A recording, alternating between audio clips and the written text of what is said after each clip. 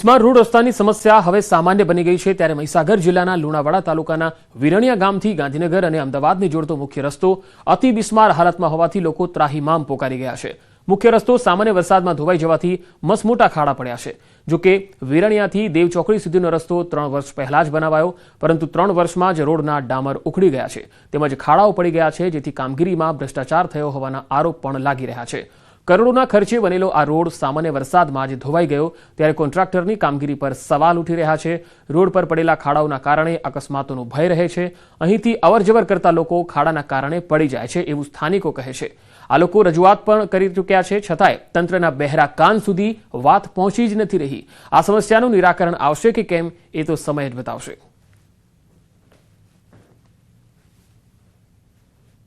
મસ્ત મોટો ખાડો પડી ગયો છે અને બાજુમાં પણ રસ્તો તૂટીને ખાડો પડી ગયો છે। દેવથી તે વિરણિયા સુધી ઘણી બધી જગ્યાએ ખાડા પડી ગયેલા છે। રસ્તો બિલકુલ બિસ્માર હાલતમાં છે। આની અગાઉ પણ મેં રજૂઆત કરી હતી મીડિયાના માધ્યમથી। ભમેડા કોતર ઉપર જે પુલ ઉપર તિરાડ પડી ગઈ હતી તે વખતે પણ વાત કરી હતી કે ભાઈ આખા રોડ ઉપર મોટા મોટા ખાડા પડી ગયા છે, તેમ છતાં તંત્ર માત્ર એક જ કામને ધ્યાનમાં રાખી અને બીજું કામ જોતી જ નથી। જે રસ્તાને આજે બને 3 જ વર્ષ થયા છે। ગઈ સાલ પણ એને રીસર્ફેસિંગ કરવામાં આવ્યું, પરંતુ એક જ મહિનાની અંદર આ જે થીગડા પડેલા એનું રીસર્ફેસિંગ કર્યું એ આજે પણ ઉખડી ગયા છે। આખો રોડ તૂટી અને ભંગાર થઈ ગયેલો છે।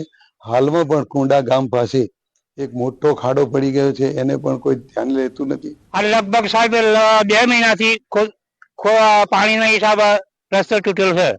રોજે રોજ આજ 15 દિવસ એક વ્યક્તિ રોજે રોજ પડે ખાડાની અંદર। ઘણી જ વાર મસ્ત મોટા ખાડા પડી જાય છે, જે તંત્રને અપીલ છે, નમ્ર વિનંતી કે હાલ અગરની સિઝન પણ હોય તથા મોટા વાહનોની અવર જવર ચાલુ હોય તો તાત્કાલિક આપ સાહેબને નમ્ર વિનંતી તંત્રને કે તાત્કાલિક ધોરણે રસ્તાના ખાડા પૂરવા વિનંતી અને સમારકામ કરવા વિનંતી। નસવાડી તાલુકાના ચંદનપુરા ગામે પાણીની તંગીને લઈ મહિલાઓ અને ગ્રામજનો ભેગા થઈને વિરોધ કર્યો। તંત્રના કાને અવાજ પહોંચે તે માટે સમસ્યા દૂર કરો, પાણી આપોના સૂત્રોચ્ચાર કર્યા। ચંદનપુરા ગામે નલ સે જલ યોજનામાં નળ ઘરે ઘરે મુકાયા છે, પરંતુ આ નળમાં પાણી આવતું નથી। પોચંબા પાણી પુરવઠા યોજનામાં આ ગામનો સમાવેશ હોવાથી ગામમાં સંપ બનાવવામાં આવ્યો, પરંતુ ગામમાં પાણી વિતરણ કરવા માટેની લાઈનો છેલ્લા 6 મહિનાથી તૂટી ગઈ। પાણી પુરવઠા વિભાગ અને ગ્રામ પંચાયત દ્વારા આ પાણીની પાઇપલાઇન રિપેર ન કરાવતા ગ્રામજનોને પાણી ફિલ્ટરવાળું મળતું નથી।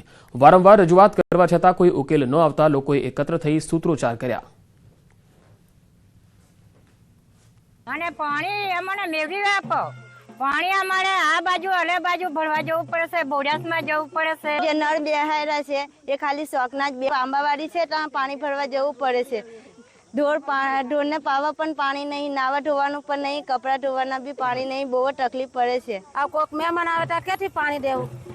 અમારે પાણી નળમાં નથી આવતું, ખાલી નળ છે એ ખાલી શોખના છે નળ।